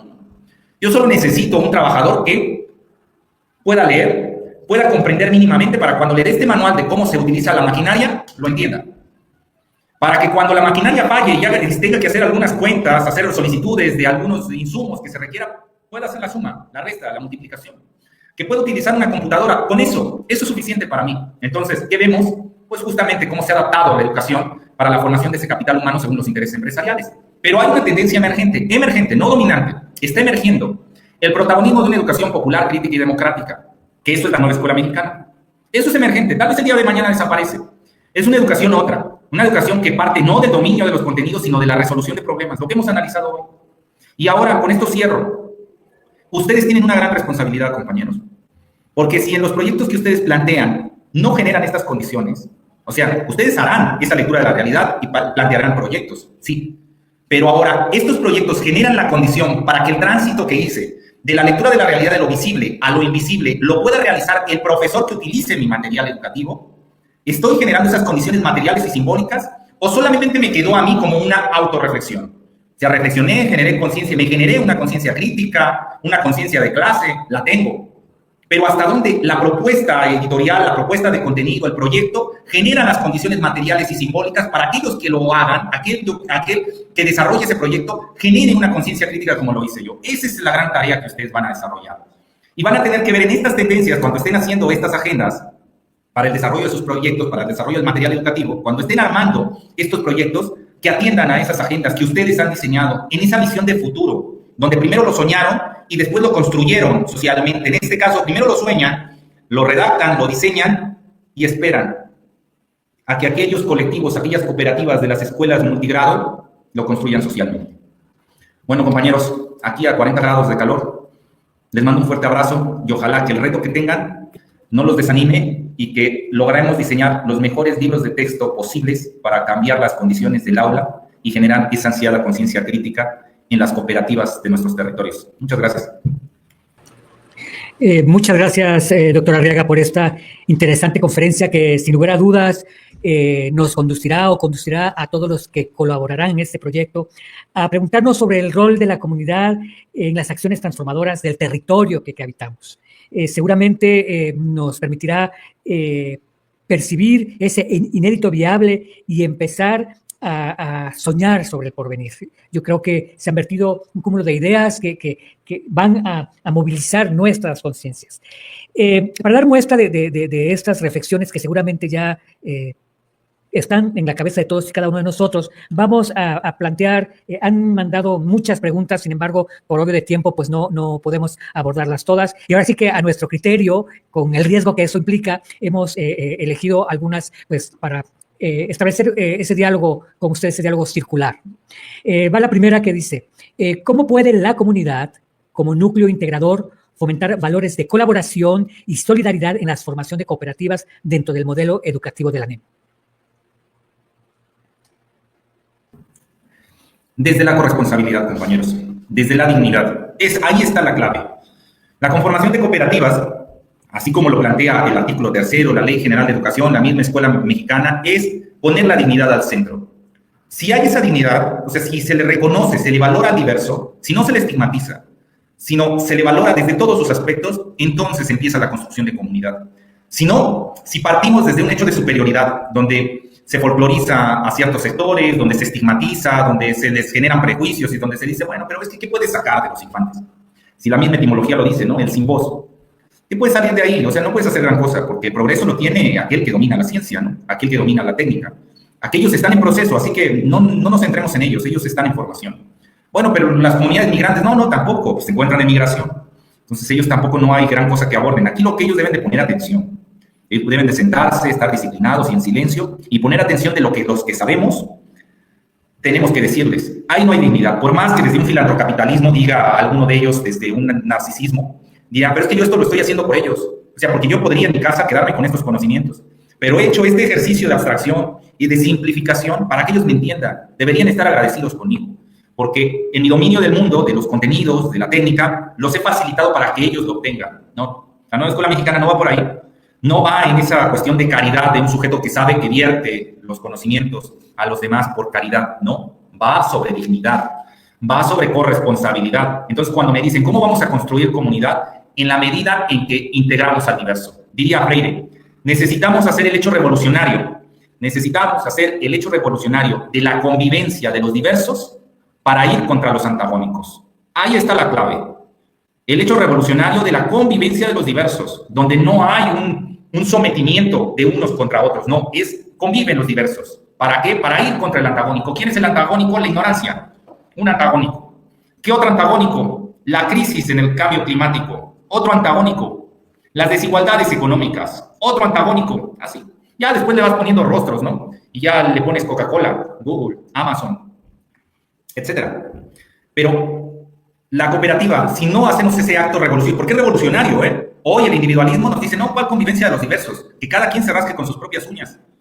Hoy es revolucionario plantear desde la diversidad esa convivencia, porque nos tienen divididos, nos tienen separados. El sistema dice, repito, usted no se preocupe por los demás, usted preocúpese por el iPhone que usted quiere tener, por la camioneta, por la Cheyenne, pa. Usted preocúpese por eso. Lleve comida a su casa, lleve entretenimiento, lleve placeres. No se centre en comunidad. Entonces aquí vuelvo al punto. Dice, ¿cómo vamos a construir cooperativas en una nueva escuela mexicana? Sobre la dignidad y sobre la corresponsabilidad. Lo que nos llevará a hacer efectiva aquella frase de Freire de desarrollar el acto revolucionario de la convivencia de los diversos para ir contra los antagónicos. Una frase con una profundidad que debe abrir a la reflexión y a la discusión en los colectivos de trabajo que se constituirán para el diseño y desarrollo de estos materiales educativos. Hay mucho trabajo por hacer por cada uno de nosotros en términos de la reflexión para diseñar ese futuro. Una segunda pregunta que tenemos es, ¿cómo hacer una lectura de la realidad de las escuelas multigrado si cada comunidad tiene sus propias características? Buenísima. Buenísima, compañeros. Pues justamente de eso trata este ejercicio. O sea, sin duda, en esta sensibilización, en esta conciencia crítica, en esta conciencia de clase, pues primero tomas conciencia de ti, es una introspección, donde reconoces tus privilegios y las injusticias que recaen sobre ti. Y lo que sigue inmediatamente es reconocer a los tuyos, reconocer a otros que tienen las mismas injusticias, las mismas desigualdades y los mismos privilegios. Eso se llama gremialismo, eso se llama tribalismo, conoces a tu tribu. Pero ahí no te quedas, eso no es nueva escuela mexicana, no es tribalismo, es comunidad, que es diferente a la tribu. Es ahí donde plantean, es que la comunidad es el vínculo con los iguales, ¿no? Para la construcción de entre los iguales. No, eso es tribalismo, eso no es comunidad. Las tribus se conforman entre los iguales, o el gremialismo, se construyen entre sujetos con las mismas características, y entonces empieza la lucha de una tribu contra otra. Unos justificando por las desigualdades que tienen, las injusticias, y otros, pues, respondiendo a conservar los privilegios. Y ahí están las luchas entre las tribus, ¿no? No, eso no es comunidad, eso no es nueva escuela mexicana. La nueva escuela mexicana se trata de construcción comunitaria, y para eso hay que transitar de un pensamiento instrumental hacia un pensamiento crítico y un pensamiento dialógico, donde se reconoce al diverso. Y en esa medida de tránsito hacia el reconocimiento de lo diverso, entonces se abre la posibilidad para soñar porvenires donde no solamente me beneficia a mi gremio o a mi tribu. Y esa es la clave. En la medida en que generan esa conciencia crítica y esa conciencia dialógica que les permita no solo dar cuenta de un beneficio personal, y aquí va una cuestión ética, no solamente responder a los intereses, a mis intereses o a los intereses de mi gremio, sino atender a mis deberes, que implica el reconocimiento del otro, del diverso. Es mi deber hacerlo, no porque yo gane algo, sino porque como ser humano es mi deber reconocer al otro. Entonces, podremos generar lecturas de la realidad que no limiten esas posibilidades. Ahora me dirán algunas, bueno, ¿podrá verlo todo? En esta lectura de la realidad, desde este plano tangible, que usted está viendo cosas, está viendo el futuro, como si fuera una cuestión de clarividencia. En esta clarividencia podrá ver todos los futuros posibles que engloben a todas las posibilidades. Aquí aguas, compañeros. Porque el futuro no debe de convertirse, ese sueño del porvenir no debe convertirse en algo que nos limite, en algo que nos diga, como esta es la meta, entonces de aquí no me muevo. Voy hacia allá, ese es el rumbo. Y entonces solo seré feliz cuando llegue a la meta. No, aquí tenemos que entrar en el pensamiento del absurdo de Camus, que planteaba, es absurdo el final. Por más que le demos sentido a ese final, eso es absurdo. Eso va a acabar en el caos, va a acabar en la muerte, va a acabar en la pérdida.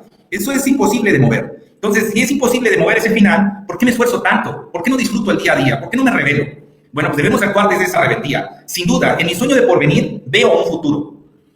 Un futuro que no va a ser la meta. O sea, no me voy a alienar o enajenar en decir, tengo que avanzar, tengo que llegar hasta ahí, solo voy a ser feliz cuando llegue ahí. No.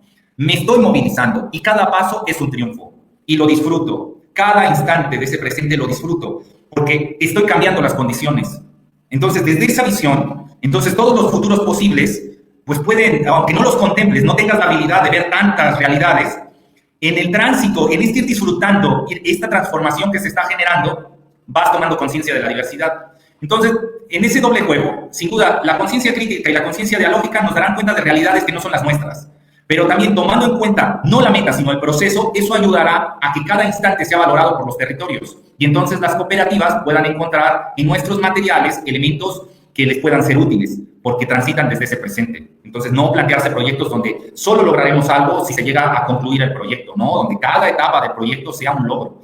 Y donde cada etapa del proyecto pueda tener el sujeto el reconocimiento de ese logro para ver, para disfrutar, para contemplar desde ese presente la gran rebeldía que hizo contra ese caos que implica el futuro. O al menos caos que implica la añoranza de llegar a ese futuro y que en ese futuro seremos felices, ¿no? En esa rebeldía de ir disfrutando el proceso, no enajenarnos con la meta.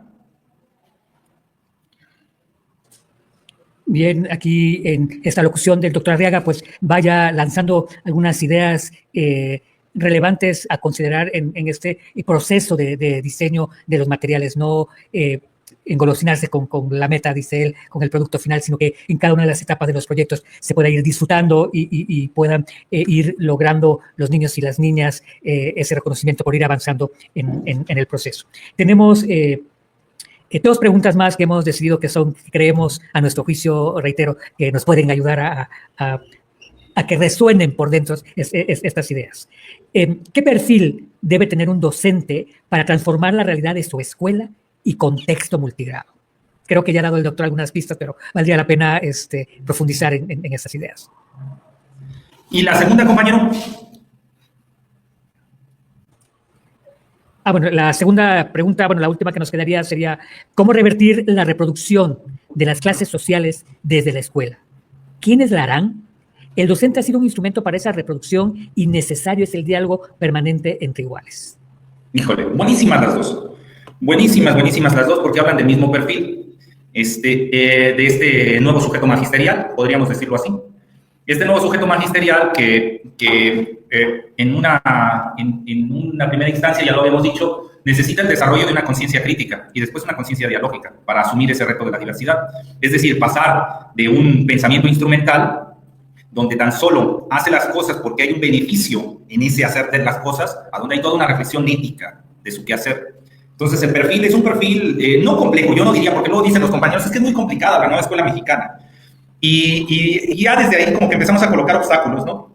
De que pareciera que era más fácil ser maestro antes y que ahora, pues, es una carga administrativa mucho más grande. Yo no lo diría eso. Yo no diría que el nuevo perfil implica un reto mayor o mayúsculo a los maestros y enfrentarlo. No, yo diría que este nuevo perfil implica una conciencia crítica distinta a la que se tenía, a ese pensamiento instrumental, en donde habrá cosas nuevas que en esa novedad le generen ansiedad, incertidumbre, pero que con el tiempo verá y no por trivializar y decir es más fácil la nueva escuela mexicana, sino que éticamente y estéticamente genera sensaciones más confortables al sujeto. Decía, bueno, no voy a decir porque van a decir que aquí ya lo volví judío-cristiano, pero el placer está en el dar. Yo sé que en este sistema de consumo esto es como un pecado y nos dicen, no, ¿cuál va a ser el placer? Está en el dar, el placer está en el consumir. El que da es porque está esclavizado y tiene que dar porque se le paga para que dé. Entonces, este nuevo perfil de este nuevo sujeto magisterial es un sujeto crítico, que tiene conciencia de clase, que tiene una conciencia dialógica, es generoso, es humilde, está en contra de las injusticias, está en contra de las desigualdades estructurales. Ahora, dice el compañero, compañera, bueno, ¿y cómo haremos para frenar que lo que siempre se ha instalado en las escuelas se siga instalando? Eso es una batalla cultural, compañero, lo que está usted escribiendo. Es una batalla donde el poder, la idea de un sujeto ha sido instalada y donde van a implicar que se reproduzca, que sigamos con los mismos mecanismos de reproducción de ese sujeto. Ahora, para hacerlo, para poder decirle al sujeto transita desde esta subjetividad a esta nueva subjetividad, pensemos en el magisterio, de este magisterio tradicional, apático, técnico de una operativa, de una currícula, técnico de una currícula, a este sujeto con conciencia crítica que desarrolla, que hace efectivo el derecho que tiene a la autonomía profesional, a territorializar los programas. Bueno, pues en este tránsito, ¿qué se ofrece para poder salir de aquí? Una nueva cultura. El maestro de la nueva escuela mexicana sabe que está entrando en una batalla cultural y que se está conformando en un nuevo sujeto magisterial. O sea, no es un parche, no es decir, pues yo sigo en el conductismo, constructivismo, ahí en esa revoltura que es este pensamiento instrumental de los programas antiguos. Yo sigo igual, solo me pusieron un nuevo parche, que es ahora las capacidades humanas. Y ya eso es todo. Ese es mi nuevo perfil. Ahora, aparte de ser conductista y de ser constructivista, ahora soy, pues no sé, de capacidades humanas o de conciencia crítica. No. Sabe perfectamente que en este modelo tradicional había toda una cultura donde había unos roles precisos del maestro, del directivo, del ATP, del supervisor. Y la batalla cultural de la nueva escuela mexicana es cambiar esto para conformar esto otro. Y entonces en esta nueva cultura hay nuevos roles. Y dicen, sí, hay ATP, pero tiene un nuevo rol el ATP. Sí hay supervisores, pero hay un nuevo rol del supervisor, no es el mismo, porque implica generar condiciones materiales, simbólicas, para que avance la nueva escuela mexicana. Y eso implica esto, aquello, Entonces, dice, ¿cómo vamos a frenar a que se siga reproduciendo el mismo sujeto magisterial? ¡Pum! Partiendo, dividiendo y diciendo, aquí hay una cultura, que es la cultura escolar tradicional, y aquí hay otra nueva cultura, la cultura escolar de la nueva escuela mexicana. Son como agua y aceite. Aquel maestro, desde la cultura escolar de la vieja escuela mexicana, va a chocar con esta nueva cultura escolar y dirá, no, pero ¿cómo? Pues si yo soy el que manda en el salón, si yo soy el que ordena, si yo soy el que sé, pero ¿cómo? Si mi autoridad es lo más importante, si la Secretaría de Educación Pública es el gran tótem sagrado que no puedo tocar. Bueno, pues a ese maestro fijado en esa cultura escolar, el tránsito para la nueva escuela mexicana será complicadísimo y se dará una batalla cultural de unos contra otros. Ellos diciendo que aquella educación era mejor porque sus estudiantes salían de la pobreza, porque se podían incorporar y que se hicieron médicos, se hicieron abogados, se hicieron empresarios. Y nosotros viendo que en esa revolución de las conciencias, en esa conciencia crítica, logramos más igualdad, menos desigualdades. Y que hubo más justicia social, económica, cultural. Y entonces ahí se dará la batalla cultural, donde digo a la compañera, compañero, ¿cómo frenaremos estos mecanismos de reproducción asumiendo que estamos en una batalla cultural? Y que para poder frenar una cultura necesitas otra. O sea, no puedes frenar, aquí pongo el último ejemplo y termino. Se menciona mucho cultura de la paz. Dicen, hay que fomentar una cultura de la paz. Y ese es uno de los errores. Por eso no avanza el concepto de cultura de la paz, porque en realidad no existe. Cuando uno habla de la cultura de la violencia, mitos de la violencia. Uno puede decir, bueno, ¿y en la televisión qué hay? Pues series, para echar para arriba. Narcos, Breaking Bad, bla, bla, bla, bla, bla. Los Sopranos, El Padrino, Rambo, Rocky. Cultura de la violencia. Música, cultura de la violencia, muchísima. Cuando vemos los símbolos, para ir cerrando, símbolos de la violencia, de la cultura de la violencia, una calavera, el logo de material radioactivo, una bomba atómica, un cuerno de chivo, una hoja de marihuana, una escuadra, una pistola, una bala, qué sé yo. Cultura de la violencia, los símbolos de la violencia. Ahora, cuando pensamos cultura de la paz, ¿qué símbolos? Una paloma blanca, una guirnalda, y ya. ¿Por qué no avanza la cultura de la paz? Porque no hay cultura de la paz. No hemos generado una cosmovisión, una cultura con mitos, símbolos, ritos que hablen de la paz. ¿Qué pasa? ¿Qué es la cultura de la paz? Díganme si no. Calavera, tache. Bomba atómica, tache. Cuerno de chivo, tache. Hoja de marihuana, tache. Es decir, no es una cultura de la paz, sino es una cultura de la no violencia. Entonces, cuando intentas reemplazar una cultura por otra, pero no tienes el marco cultural, como en este caso, no existe la cultura de la paz, solamente te queda la negación. Y dices, no violencia, no bombas, no muerte, no armas, no sangre, no esto, no aquello. Y es como la madre cuando le decía a su hijo, ya no tomes, hijo, no hagas esto, no hagas aquello. Sí, sí. Pues con base en el castigo puede intentar la madre frenar aquello que está haciendo el hijo. Pero si no le ofrece un marco cultural, como sí lo tenía en la situación en la que se encontraban, la cultura del alcoholismo, pues no va a poder transitar, por más que la madre le grite. ¿Qué pasa en esto, en Alcohólicos Anónimos o en estos grupos, Al-Anon? Donde se apoya a estas personas, se les da una cultura. Y dice, deja esta cultura del alcoholismo por esta nueva cultura, la cultura de Alcohólicos Anónimos. Y entonces empiezan ahí sus mitos, empiezan ahí sus símbolos. Y entonces el sujeto puede transitar de esta cultura a esta otra, porque un sujeto no puede ser acultural. Eso es lo que quisiera el neoliberalismo. Una persona que tan solo fuera una máquina, que no tuviera cultura, que no tuviera memoria, que tan solo trabajara. Pero es imposible. El sujeto necesita el hecho cultural para darle certidumbre a las incertidumbres de la vida. Entonces, dice la compañera o el compañero, ¿cómo vamos a evitar la reproducción? En la medida en que la nueva escuela mexicana asuma que se encuentra en una batalla cultural y dé cuenta de todos los elementos culturales para hacerle frente a esta cultura de consumo, a este neoliberalismo educativo. Si no, lo que le va a quedar a este sujeto que está en la nueva escuela mexicana es reproducir lo que venía acá y decir, es que no sé la verdad en la nueva escuela mexicana qué es la felicidad. Pues entonces la felicidad es hacer un iPhone y reproduzco. Es que yo no sé qué es el rol del docente. Pues debe ser lo mismo que en la vieja escuela mexicana. Reproduzco. Es que yo no sé cuál es el rol del tutor o el papel de los libros de texto. El otro día escuchaba, un sinvergüenza, de la gestión anterior, que estuvo ahí trabajando en la Secretaría de Educación Pública y decía, estuvo 2 años con una cartera muy importante, mucho recurso económico. Y ahora daba una charla y decía él, es que yo no lo dije en su momento cuando era funcionario, pero yo creo que los libros de texto no son importantes, que hay cosas más importantes. Pues otra vez, volvemos a esta batalla cultural. Cuando un sujeto no entiende que el libro de texto es una conquista social que implicó una revolución de las conciencias, que levantó de la apatía a miles de maestros que salieron a las calles a luchar por esos libros, que enfrentó a poderes como a Salinas Pliego, a Grupo Prisa, a Santillana, a Trillas, a Castillo, si no entiende el valor cultural del libro de texto, entonces este ingenuo puede decir que no importa el libro de texto. Entonces, ¿qué pasa? Reproduce. Y dices, no importa el libro de texto. Entonces, ¿qué es lo importante? ¿Darle el dinero a Google? ¿A Amazon? ¿A Lego? ¿A Bingo? ¿Eso es lo importante? Reproduzco. Sí, lo importante es que venga Google, porque Google sabe. Google, en su avance en inteligencia artificial, a través de ChatGPT o de las otras, nos va a traer las respuestas. Reproducción. ¿Qué pasa con ese sujeto? Le faltó cultura de la nueva escuela mexicana. Entonces, sí, fue funcionario, pero estaba alienado, estaba enajenado. Nunca transitó hacia esta nueva cultura escolar. Siempre se asumió desde la superioridad, desde yo soy el que sé.